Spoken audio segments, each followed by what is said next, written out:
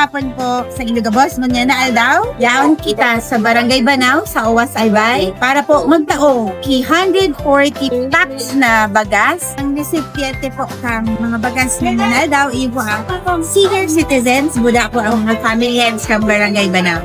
Po taus-pusong kapasalamat sa may tunitun na po pagtanggap sa Office of the Vice Governor.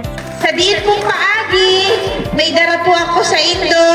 Sana po makatabang ini. Aram ko po, nagparauran, tapos munya nagtutuga na naman ang mayon. Kaya po, na may own little way po sa office ng Vice Governor, ini po ang maihihiras mi po para sa Indo. At gusto ko kamo mailing. Kaya yaon ako digdi makikurko, mustaman po, Giraray, dahil aloy ng panahon na day po ako nakabalik. Salamat po, Giraray, sa mainito na pag-welcome sa Muya.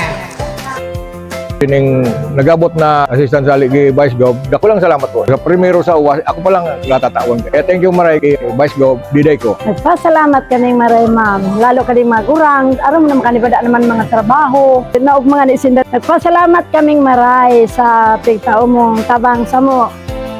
Dakulang pasalamat ko po kay Diday ko sa dakulang tabang na sa arog sa kuya na dainang agom may aking 8. Kaya kadakulang pasalamat ko po sa iya. Mabuhay po si Ma'am Diday ko. Maraming salamat po. Day kong kaaditan, sa nganghabot pa po daw, madyan man po kami sa Sindong kanya-kanyang lugar para po kambara kung ano man ang pwede maihatod ng Office of the Vice Governor sa sakuyang pamamayon. Just mamalis.